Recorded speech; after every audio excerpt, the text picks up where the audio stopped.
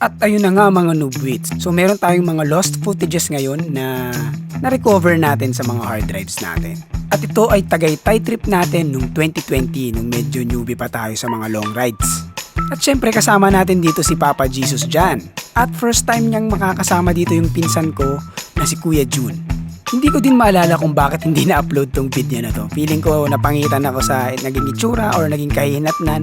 So, tinambak ko lang siya sa hard drive ko at hindi ko siya na-edit hanggang sa nakalimutan na. And then nakita ko yung footages at itry nating tignan kung ano yung mangyayari dito. So yun na nga mga bike noobs. Ngayon, ang lakad namin ngayon is Tagaytay. Ngayon, medyo rat-ratan kami ngayon kasi late na kami. Hindi, pero yun nga, ang lakad namin ngayon is Tagaytay tayo, tapos balik, uwi. So tara. Ito yung mga panahon na sobrang baguhan pa kami ni Papa Jesus dyan sa long ride. Pero naglo-long ride naman na kami nitong mga panahon na to, pero hindi lang kami talaga madalas. Pero naka-carbon na ako nito, carbon na yung bike ko nito eh. So may daya na ng konti. Nakakatawa lang yung helmet ko, napaka-basic pa. Sobrang mumurahin lang. Yung pinsan ko, hihit pa namin sa MOA. Kaya ang call time namin din is 5 o'clock. Kaso, ayun, late kami. So ayan, sama ko na si Jan. Medyo madilim pa. Kasi pasado alas 4 pa lang eh.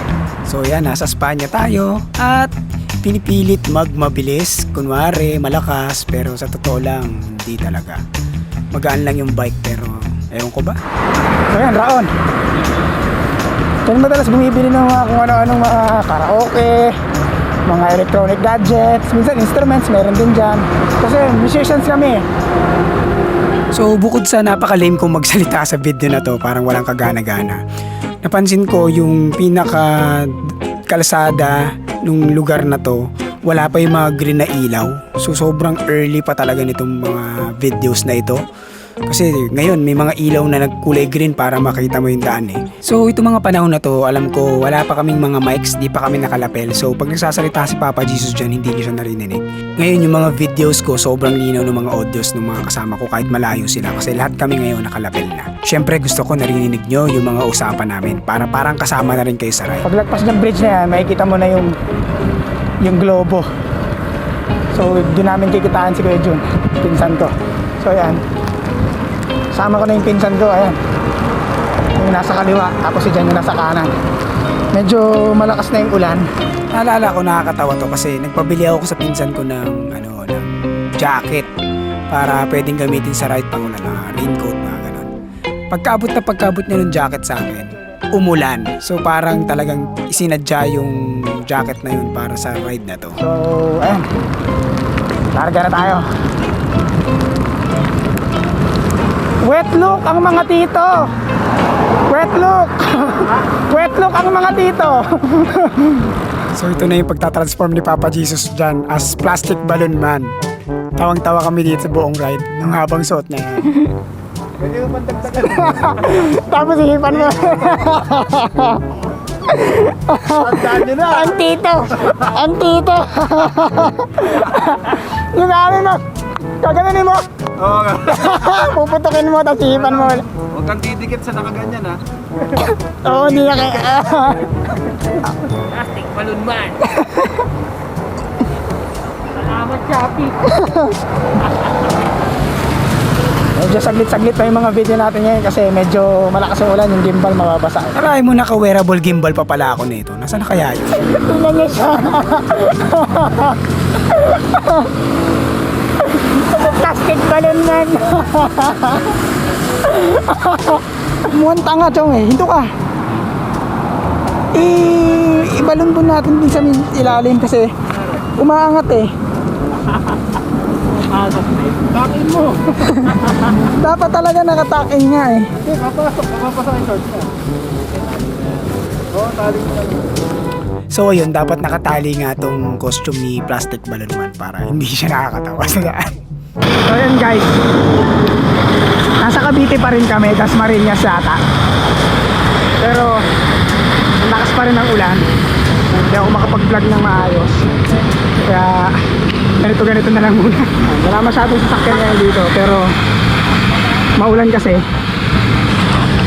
Saka Tuesday ngayon. Tuesday. Kaya wala talagang masyadong nagbabike. Saka maulan. Parang may bagyo.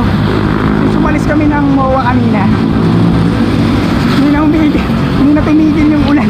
Ito pa yung unang bike ni Papa Jesus dyan. Oh.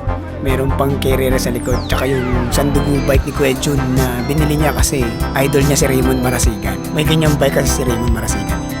Grabe sa plastic balloon man, oh. Lakas ni plastic balloon man, oh, sa ahon. Grabe ahon, walang hinto. So medyo mahaba-haba pa to. So banayad lang naman yung ahon pero mahaba. Pero ang haba. So yan. Ito na yung mga tito. Kumain muna kami sa McDo. Nilalamig na kami. Kaya nag-ice coffee din.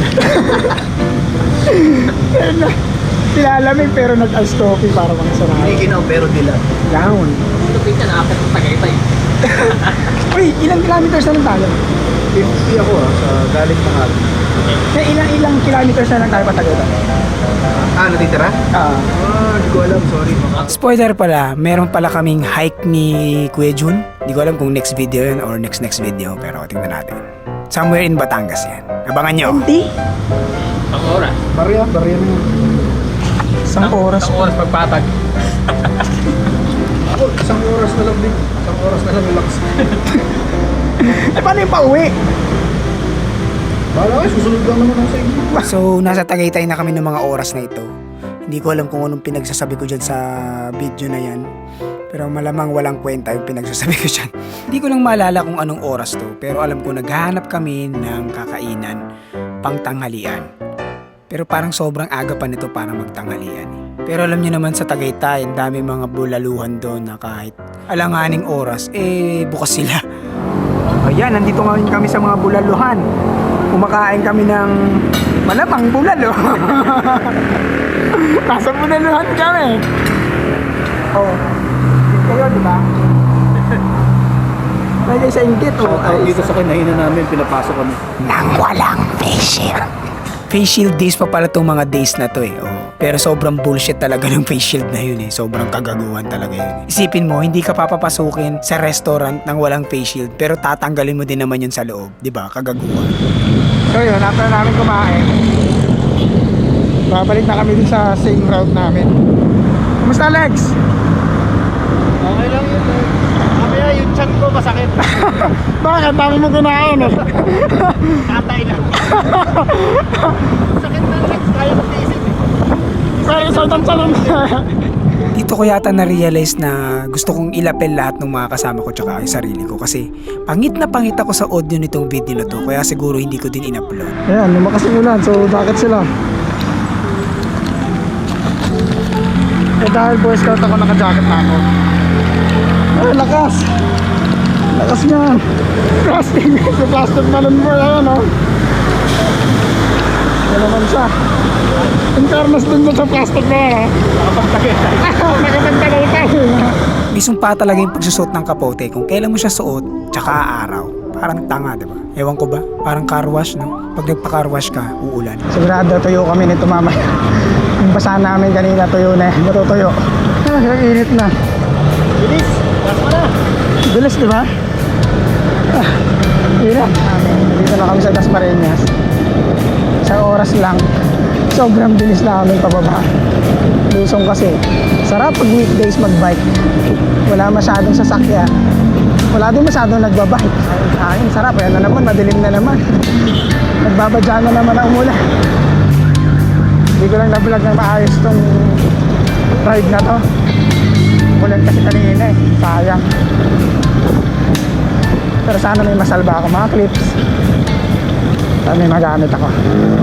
Shotgun mamay. Wow. Kapag-picture pa kay Ann Curtis. Wala na si Ann Curtis. Ano ba? Tinanggal. Okay, ba't ang pwesto? Tinanggal eh. Baka lalagyan ng katabi, si Erwan. Para mag-usap sila. Wala kasing kayusap si ano eh. Si Ann Curtis. Tapos yung pigain mo nga yan. Gusto ko makita. Ano eh. Ayun oh, wow, kamakatas eh. Magbasa ako sa loob, init. 2:34. Dalawang oras. oras natin inakyat yan? Ay, dilim ah. 5:30, nakakulong-kulong 5:30 tayo malis eh. Hindi tayo. Pasado. 5 oras.